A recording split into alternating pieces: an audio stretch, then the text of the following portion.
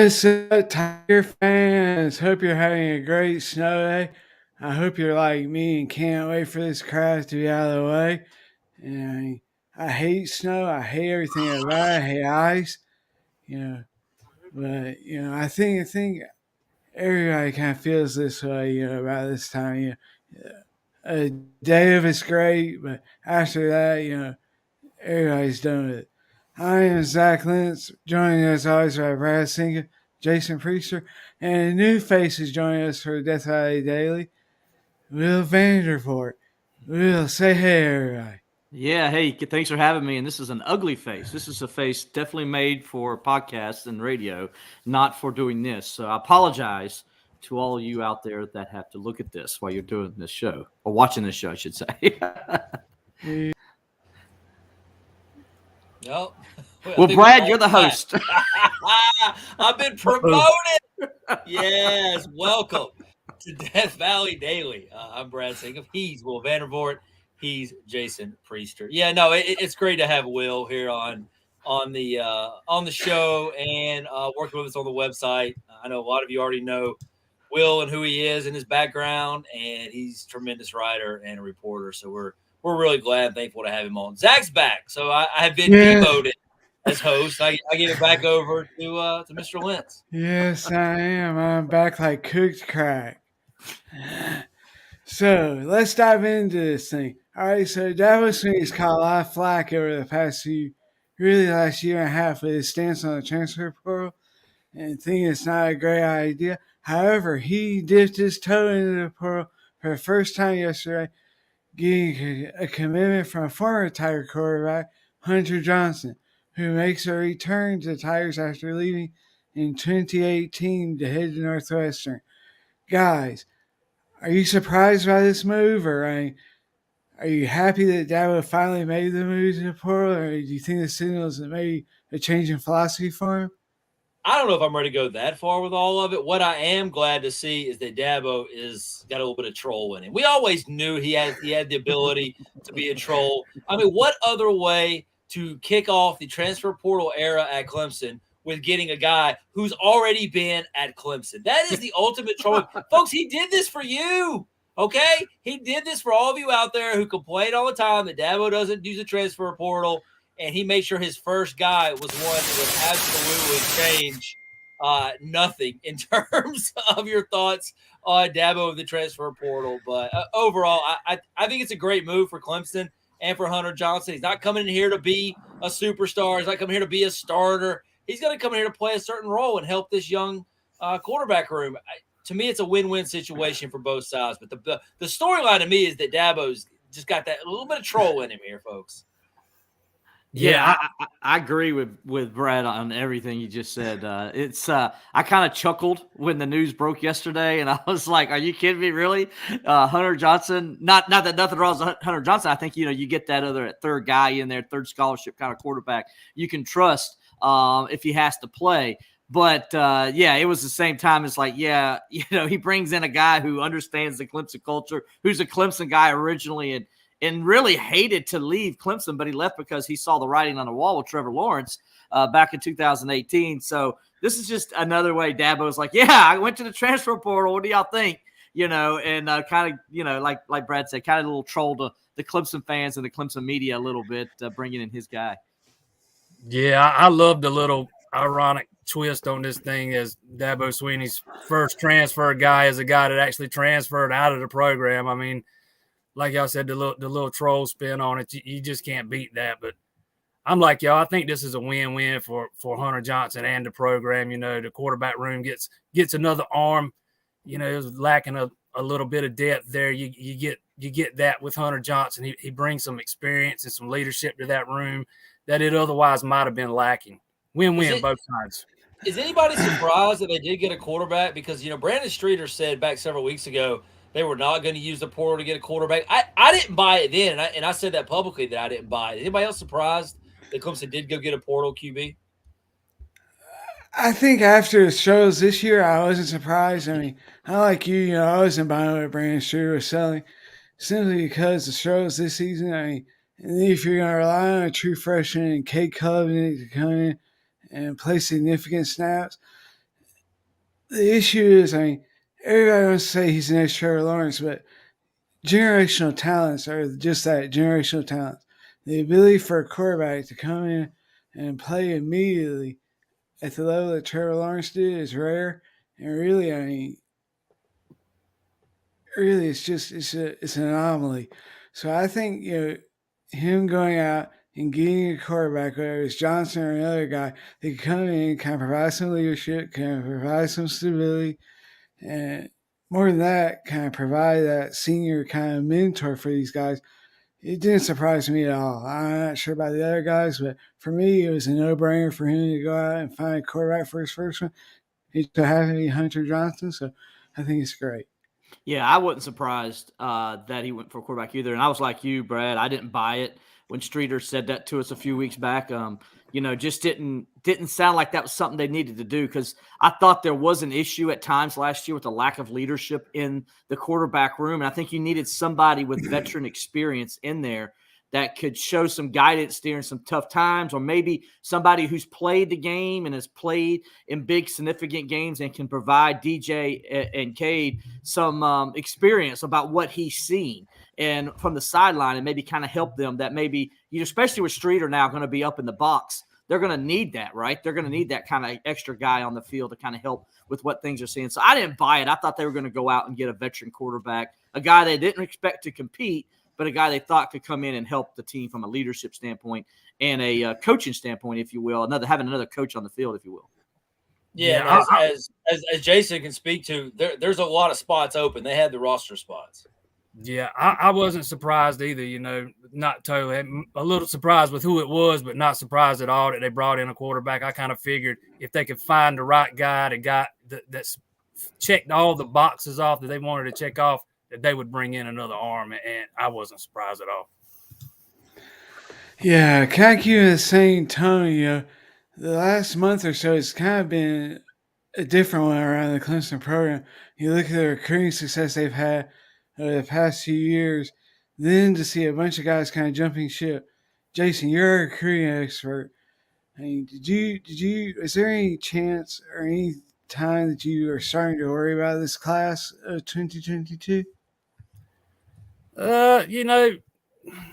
Worry a little bit, yeah. Push the panic button, no. I think when you lose a caliber of the coach of Brent Venables, you're going to see some guys decommit, and when you have a smaller class like Clemson was planning to sign this year, when you have guys decommit, it's going to hurt worse than it would if you have 25 guys in your class. But it's a little worrisome. I don't think it's time to hit the panic button.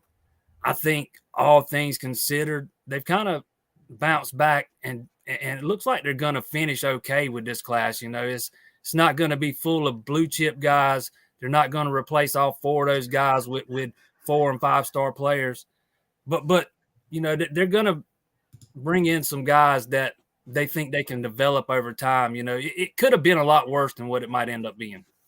Yeah, so what I'm hearing you say is it's not going to be the sexiest class that was ever signed. Exactly. Maybe top 15, top 20, something like that. Definitely not top 5, top 10 like we've been accustomed to seeing in recent years. I do think 2023 is going to be a very critical class for this program, though, especially along the defensive line. There's going to be, a lot of guys leaving after next season. Only signed one defensive tackle in 2021. You don't have any committed right now. You don't have any defensive ends committed right now. Looks like you might add one of each to this class, but 2023 is a class that is loaded with defensive line talent, and Clemson's going to have to hit on some guys and some elite level guys in that class. Yeah, I want to get everybody's thoughts on Nick Easton. I mean, he came in from taking over for Ty Bates, former Tiger, and he's immediately made an impact on the recruiting trail, having guys decommit from Auburn, and now it's looking like Clemson's in a position to land those guys. Do y'all like the hire of Easton? Was it, in your opinion, another Dabo Sweeney kind of staying more in house? Should he have looked outside of? No, I think this is exactly the kind of hire you're supposed to make. He's got Clemson ties. He's not a Dabo guy. He's played in the NFL. He's coached in the NFL. That's a strong recruiting tool. I don't think there's going to be any issues. I have no problem with what Dabo did. In fact, I think it's as home run hire as it gets when you're talking about a position coach, a guy who I think will immediately help on the recruiting scene. And let's face it, Jason can probably agree with this. Clemson needs a little bit of freshness out there on recruiting. I mean, they need a little bit different message. They need a guy delivering a little bit of different message to just kind of change things up a little bit. I think Easton was perfect. Hang on, so you're telling me that Wes Goodwin is not the guy that's going to go in there and inspire a bunch of people to, get them fired up? I mean, we'll see. He's a fun guy. I mean, we'll see. He doesn't have the experience. I mean, I know that Easton only has 1 year at Auburn, but I still think he easily relates to players. I think the fact that Auburn wanted to keep him and tried to keep him speaks to that. Look, let's be honest. Nick Easton's a Pittsburgh Steeler. He won a Super Bowl with the Steelers. Oh, boy. Here we go. We're going to go ahead and just call it what it is. That's why it's a great hire. No, I kid. Nick is a great – I agree with Brad. I think this is one of the best hires Dabo's had from a standpoint of all the stuff Brad just said. This guy has experience playing in the league. That's a check. He has a great personality. That's a check. He played successfully at both levels in college and the NFL at a high level successfully and played and made some big plays. And so he's a guy that can go out and pitch the program also because he was a Clemson guy before Dabo was a Clemson guy. And, he kind of understands Clemson from a different angle and the Clemson family, if you will, that they sell. And that's something that this staff isn't really had because they come from different Clemson time, that makes sense to you. So this is a different guy, and I think that's a benefit to Clemson because he can sell Clemson in a different way. Yeah, I'm with y'all. I think this was a home run hire, no doubt about it. He checks all the boxes Dabo Swinney was looking for. He doesn't have that much college experience like Brad touched on, only the year at Auburn, but he's played in the NFL. He coached in the NFL a long time. And that's something you can sell to recruits. And another thing Brad touched on, I think the recruiting pitch and the recruiting efforts could use a little breath of fresh air, some fresh energy. Some things might have started getting stale. That's just the outsider's guess from talking to some of these guys. But and I think Easton gives you all of that. Talking to some of these guys that are familiar with Easton from his time at Auburn. They really like Nick Easton. They like this hire. They think the transition will be seamless. Awesome. Well, Nick Easton was one guy that would kind of went outside the Clemson box to fill a spot for. However, he stayed in-house for his 2 coordinator hires and Wes Goodwin for defensive coordinator and Brandon Streeter getting promotion to offensive coordinator. And then Thomas Austin moving over to O-line coach. He caught a lot of flack for not, saying that it only took him 30 seconds to, settle on these guys' positions. Do you think it was the right move? And they've only had really about a month, of being in these positions. But is this a move that will make Swinney look like a genius or maybe a fool? I mean, time will tell, and honestly, it's not going to take very long. I think you're going to know very quickly into 2022 how good of hires these were. Look, the Goodwin hire makes so much sense. If Goodwin was a bad hire, XT's not coming back, KJ Henry's not coming back, Tyler Davis. I mean, a lot of these guys, you'd have had transfer portal galore. It would have just been a mess if everybody hated it. So I think the players are on board with it. And honestly, why rock the boat? Why shake things up on that side of the ball when there's nothing to shake up on that side of the ball? So I don't have a problem with Goodwin hire. I mean, obviously you got to, and I think Swinney did this, you got to give him the right resources, meaning you got to give him somebody who can set up practices, who can set up recruiting time, who can teach him kind of the ropes of how to be an assistant coach. There's a lot to learn there on top of, you got to call the ball plays now. You got to drop all the schemes. I think from that standpoint, Swinney's handled it well. We'll see about Streeter. Like I think Streeter's capable. I don't doubt that. My only beef is I just wish there was a little bit more fresh air, fresh breath coming into some new ideas, some fresh things. Maybe Streeter does that. Maybe Kyle Richardson does that. But I kind of wish there was something a little bit newer on that side of the ball because that's the one that does need the most work. I mean, I'm kind of this with when it comes to Wes. I like the West hire from a X's and O standpoint. On recruit, I think he's going to be fine play caller, but that's not all you have to do as an assistant coach in college football. You have to go recruit, and I want to know how Wes does that from a coaching standpoint, talking to guys that have worked with him and understand him as a coach. They all like him. They say he's a fantastic coach. And so I think on the field, he's going to be fine, but I don't know what to expect on the recruiting end. And let's be honest, Brent Venables was as strong a recruiter as Dabo had on his staff. And that's a big void to fill from that standpoint. So time will tell. I think, as Brad mentioned, getting all those players back will benefit Wes a lot this year to show these other recruits that are maybe juniors right now and stuff in high school that Clemson can still coach, play at a high level on defense and have a coach in there who can call these exotic plays and do these crazy things that they can learn and develop from. So I think that's going to be fine from that standpoint. Then I think that might help recruiting. And so we'll see. As far as Brandon Streeter goes, I like Streeter as the higher offensive coordinator. I'll tell you why. He's done it before. He actually had more experience as an offensive coordinator than Tony Elliott and Brad Scott did. There's a big difference, though, in Colin plays at Richmond and Colin at Clemson. But he did it successful at that level, and that's all you can ask for. And then when you looked at the bowl game, if you really go and look at the bowl game, look how he tried to do different things on offense. They didn't do what they did with Tony during the year. They were doing the swing passes with the running backs. I loved how he saw something work. He stuck with it, and that was the sprint draw play going to the left side. And it ran for the touchdown there. I thought he did some things that were creative, as he could be, considering the cards he was dealt at wide receiver and things of that nature, where he didn't have the playmakers. And, of course, the offensive line is still an issue. I think he's going to be a fine coordinator. And he's a guy who's already been recruiting for Dabo. He's, so you know what he's like as a recruiter and stuff like that and how he does with quarterbacks. So I think I'm fine with the offensive coordinator. I'm fine with defense coordinator. I'm just not certain about Wes as a recruiter yet. That's something we got to see. Yeah, my thoughts kind of line up with Will's. I love the Goodwin hire, from an X's and O's standpoint. It's just the unknowns when it comes to what kind of recruiter he's going to be. And we're not going to have the answers to that anytime soon. Time will tell. And if he can keep that defense playing, at or near the same level that it's been playing at under Venables the last few years, that will go a long way towards helping him recruit elite level talent. On the other side of the ball, I'm like Will. I like the hire of Streeter. He's done it before.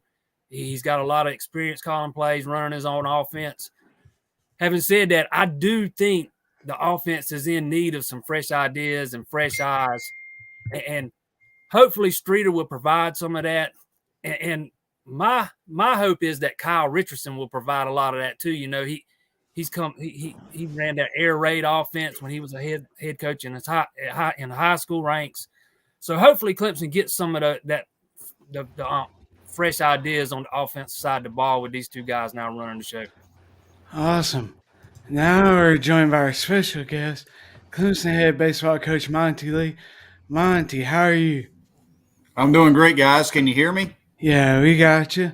Okay. Awesome. Listen, before we get started, we had somebody, I think, in your neighborhood last night, and they got some film of you. Let's see. Dudes,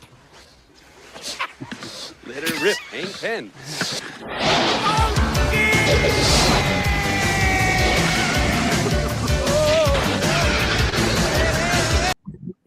Yeah, so we were just wanting to know if you could confirm that was you on that sled. I have no comment to that video. No comment. I would love to. I would, and off the record, I want to know your source. Smart man. He neither confirms nor denies anything. I think that's the way to go. All right, Mike. Thank you so much for joining us today. I'll start with the first question for you. When you look at the newcomers, I think obviously Will Taylor's name a lot of people are wondering about because of the injury he suffered with football. So can you give us an update on his status? And then what do you think about this very talented, solid recruiting class that you've got, this freshman group coming in this year? Who all can help you out? Well, to answer your first question, Will Taylor, we all know how dynamic an athlete he is. We could see that on the football field. And, this is a young man that turned down top 10 pick in the draft type money in the baseball draft. When Coach Sweeney and I were talking about Will, I always had to throw it in there. I know he's a really good football player, but he's a better baseball player than he is a football player. Will, unfortunately, sustained the injury that he sustained, and he's in great spirits. He's been here every day. We've only been back in school since the 12th. So he's been standing in on pitchers, throwing their bullpens. He's been throwing, which is really the only two things he can do. He begins straight line running here in a couple weeks. I don't have the exact date. That will obviously be determined by the physical therapist, the doctor, the medical staff here. Whenever they determine that he can begin his straight line running progression, that's when he can begin swinging a bat. He can't put any sort of torque on his leg until he can begin running. So he'll do those two together. And once he begins that running program and his hitting program, which is here in a couple weeks, I would say probably by opening weekend, we'll have a better idea of what his timeline is going to look like. Because it's basically, as you guys know, anytime you're dealing with a rehab, it's a domino effect. Once he begins that rehab program, we have to keep him healthy, and he may be ahead of schedule. If he has a setback, those types of things come into play. So once we see where he's at when he begins running and swinging a bat, we'll have a little better idea of when we will be able to get him on the playing field.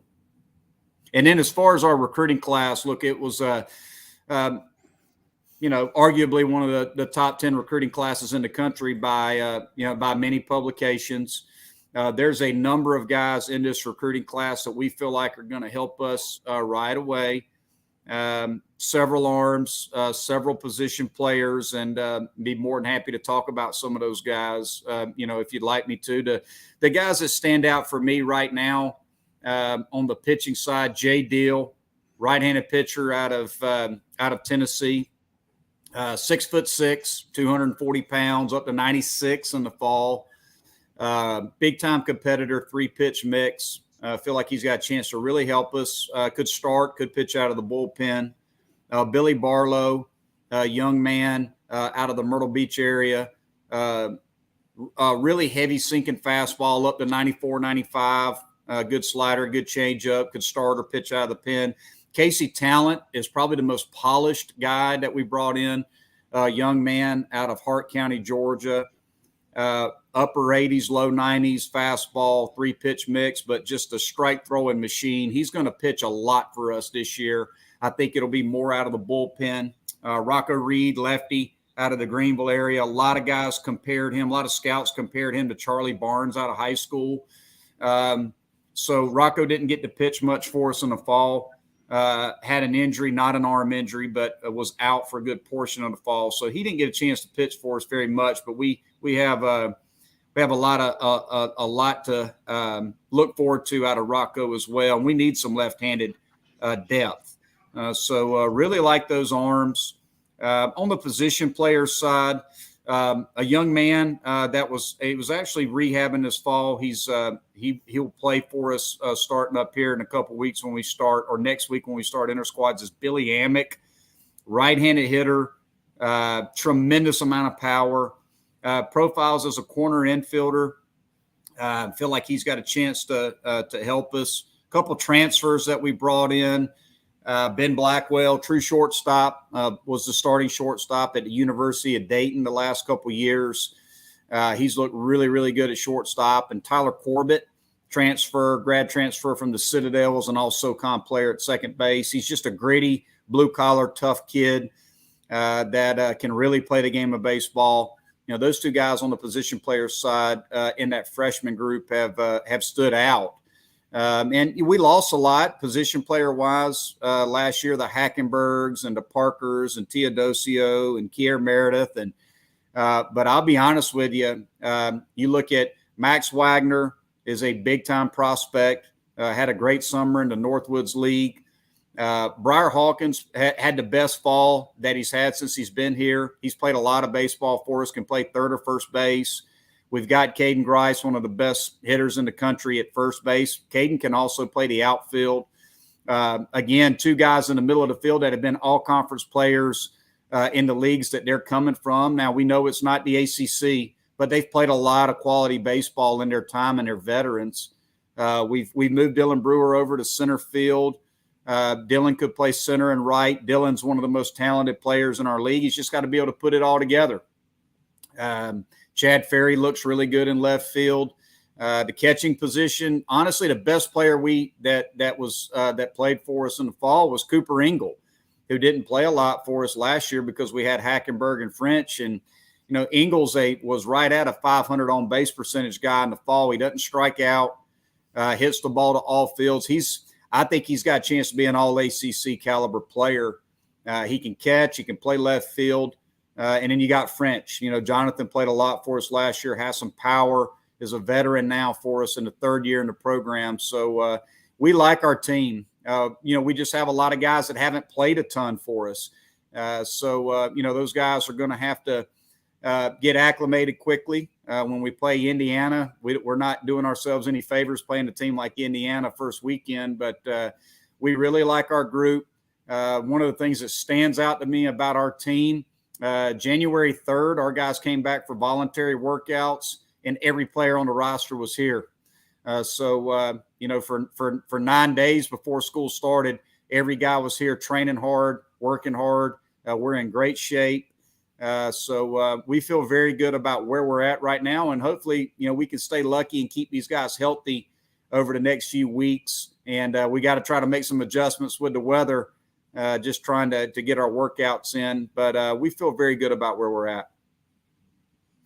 Yeah. Coming out of fall ball, did y'all have a general idea of what the starting rotation might look like, or who all's competing for some of those spots behind Mac Anglin? Yeah, we feel like Anglin's the front runner to be the Friday night guy. Another young man that we never give enough credit to, that's kind of a jack of all trades on the pitching staff, is Nick Hoffman. High strike throwing percentage guy. He's going to pound the strike zone. Nick's going to be a guy that's going to be in the mix for a weekend spot. We think there's a chance that we may move Jeffrey Gilbert into the starting rotation. We started him the whole fall. He's developed the changeups, and now he's got 3 pitches. Big time competitor. Jeff could be in the mix of being a starter for us. Nick Clayton could be in the mix. Ricky Williams is in the mix. Ty Olenchuk is in the mix. So we've got a lot of options when it comes to starting pitching and bullpen, along with some of those freshmen, Jay Deal, Billy Barlow. Those guys could potentially be weekend starters as well. So we're going to match them up and let them compete over 3 weeks, and then we'll make a decision probably by the end of that third week of inter squads as to who we think needs to be in the weekend rotation. We feel pretty good about it. Again, even though we don't have tremendous experience on the starting side, we have a lot of guys back that pitched a lot for us last year. We feel pretty good about it. We just got to keep them healthy. Hey, Coach, wanted to ask you, last year, I know you do this every year, you guys, when you get done with the season, you self-scout yourself, you self-evaluate yourself as coaches and a team.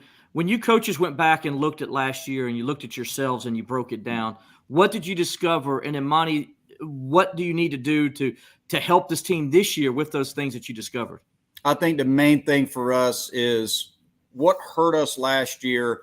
We had to juggle our starting rotation so much.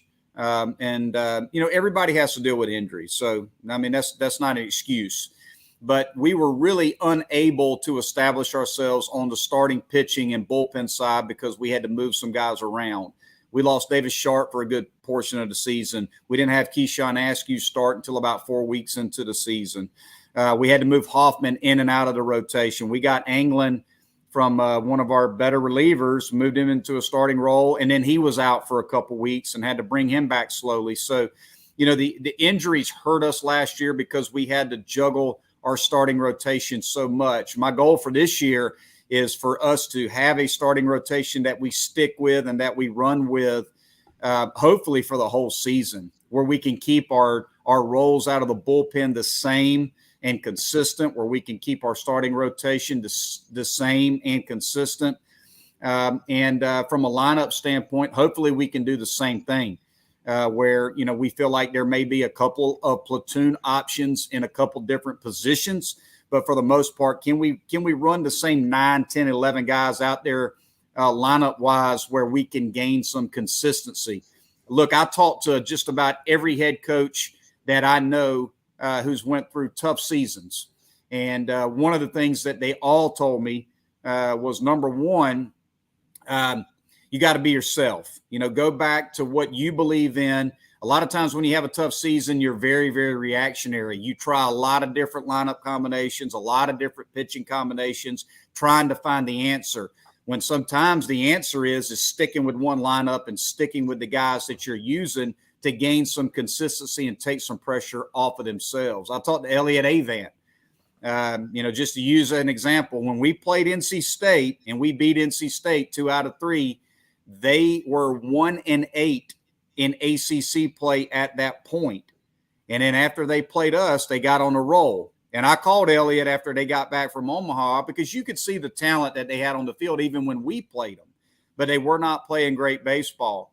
And I asked him, what was the biggest turnaround that you found just assessing your season? He said, honestly, we had to pitch the same 6 guys because we didn't have a lot of pitching depth. So we just kept pitching them.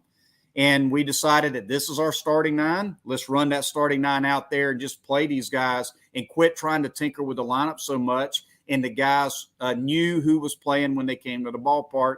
That's all they did. So I think that's the main thing is for us is we've got to have some luck when it comes to health, but we've got to find a way to be consistent from the beginning when it comes to who we're playing and who we're pitching, but also our practice itineraries, what we're doing each day, not be reactionary, stick to what I believe in and what I know works from the past, and don't try to be so reactionary and change things when things are not going well. We've got to believe in what we believe in and stick to it. Obviously, leadership is a big thing in baseball. I was wondering, who are you looking to be like a vocal leader on this team, and maybe be the coach on the field more so? Yeah, it's a great question, and we lost some guys that were on our leadership council last year. But one guy that's probably the biggest vocal leader that we have on this team is Jeffrey Gilbert. Jeffrey's one of those guys that he wears his emotions on his sleeves. He's an intense guy. We feel like he's going to be one of those guys that's going to lead this club. Mac Anglin has leadership qualities, is going to be a leader on this team. Chad Ferry's another guy that now is an older player that possesses those leadership qualities that you look for. Blake Wright is a guy that has those leadership qualities that you look for. So that's just a few guys that we feel like have the ability to lead us. But also guys like Dylan Brewer, Caden Grice, those guys played for us every day last year. They got to show up and lead by example. They're not the most vocal leaders, but they're pretty intense competitors. Those guys got to show up, put their work in, and push those around them. But the main message for us with our leadership council and our older guys this year is they got to police the locker room. The great teams that I've been a part of from a coaching standpoint, the coaches take a step back when it comes to the season, and you got those older guys in that clubhouse who lead the team. Another goal and I told the team this on the first day when we came back, my goal is not to have a lot of team meetings. We had a lot of team meetings last year where I felt like I had to lead the club constantly. We have to find a way within that clubhouse to whatever my message is or whatever our message is, you guys run with it and police the locker room, get everybody going in the right direction. And we feel like we've got some guys who are capable of doing that this year. And looking forward to seeing, how the leaders in that clubhouse develop and push this team going into next weekend, which is really when we start. Team practice starts next Friday. That's when the season starts. That's when our 20 hours starts. So really looking forward to seeing, how these guys push this club moving forward. Awesome. Well, thank you so much for taking time for joining us. I'll text you the link of that person that shot that video of you. Yeah, please do.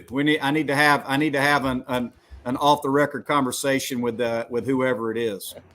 Absolutely. He might be up in the middle box. That's right what I'm thinking. I think I have an idea of who it is, but I need two sources before I move forward with communicating this information that I know. I need two sources. So I'm going to reach out to a few of you guys. I'm not going to tell you who it is. It's going to be off the record, but I need a couple sources before I move forward. I heard that. Thanks again so much for joining us, Coach. Hey, thank you guys for what you do for Clemson sports and all the coverage that you give us. Best of luck, Monty. Thanks, you, Coach. guys. Good luck this season. All right. Well, if there's not a better way to end the show than with Monte Lee, I can't think of one. But guys, I mean, just quickly, I mean, your thoughts on what he had to say. Well, I was really impressed with how he answered Will's question, about what he learned from last year. And, he to reach out to others and to get their thoughts on how they handled certain things. I mean, that just speaks, I think, the quality of coach that Monte Lee is. And, you're not afraid to ask for help and not afraid to search. And the way he spoke, he doesn't have all the answers. He can't explain why everything went the way that it went last year, but he's trying to solve it. I think I was pretty impressed with that. Yeah, same here. I was impressed with the way he answered it. And it's hard for a coach to reach out to another coach to just say, hey, look, what did I do wrong? As he's trying to evaluate himself and to get some thoughts from other coaches, especially a guy like Avant, who's and I forgot about NC State starting 1-8 last year in the ACC. I totally forgot about that. So that was a good person to reach out to. And when you look at yourself and self-scout yourself as these coaches do, and I know fans don't always understand that that's what these coaches do. They really do take a long, hard look at themselves. And for him to do that and to get his staff together and say, hey, this is where we messed up. We need to make sure we don't do that going forward. That says a lot about what he's trying to do to get things turned around. Yeah, I love the answer to that question. What really stood out to me was, trying not to be so reactionary when things are not going the way you want them to go, and kind of just sticking with what you know and what's worked well for you in the past. That's what really stuck out to me about that answer. I'm anxious to see, if that's how it works out this season for him. Yeah. Really big year for this program. Really big season. Big year. Yes, it is. They've got to have a bounce back to what happened last year. And a lot of young talent, a lot of players on the field who I think can help, but does it all come together? I mean, that's all. And you stay healthy. That's always the biggest question mark. Well, you take a lot of pressure off now because, the streak has always been mentioned. Clemson ain't had a losing season since 1957. Everybody talks about it. Everybody talks about one tournament, a non-tournament appearance in 30-something years. Now all that's out the door. You kind of start fresh now. So in a way, it's kind of good, even though I know the fans hated it, but in a way, it's kind of good that's all off the table. The players don't have to worry about it because I'm going to tell you, that is pressure. That is a different kind of pressure, and they do think about it, or they did at times last year. Now they don't have to worry about that stuff anymore. They can just go out and play baseball. I can't imagine what it's like to put on a uniform, and have to live with the pressure of just the history of Clemson baseball. But, if there's a guy that I trust to lead this program, it's Monty. I mean, he hasn't forgot how to coach. I mean, it's similar to, I think, what Dabo told us all year about Tony Elliott and the offense. He didn't forget how to coach football. It was some of the things that happened last year kind of went against him. Mm-hmm. I think that's kind of what happened with Monty last year. I think they got some bad breaks and some issues that popped up during the season. And look, you can't forget it was a pandemic year. It was a different year than any other year in the history of baseball. So I think all that stuff put together, I fully trust that he's going to get this team back. Not necessarily to Omaha yet, but they'll be contending. I think all Clemson fans really want to see a competitive team. They want to see a team that's not going to go out there and play great one day and awful the next day, and just some consistency out of the program, which I think that kind of leads it back to Will's question, about the fact that he's not going to be so reactionary and that he wants to just kind of be more steady this season and allow the things to kind of progress as they will. But I think the program's still in great hands with Monty. I mean, and I think they'll be fine moving forward.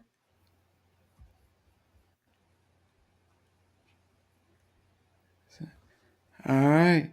I guess if nobody else has anything to say, we'll wrap up this episode of Death Valley Daily. Thank you so much for joining us today. For Brad, Jason, and Will, I'm Zach Lentz. You can always download this podcast at 5 o'clock on your favorite podcast platform. And we'll be back tomorrow with more Clemson talk. We have college football playoff expansion talk, some recruiting talk, and a lot more coming your way. Have a great day. Stay safe out there in the snow and slush. And Jason, we're sending some your way this weekend. Please don't. See you.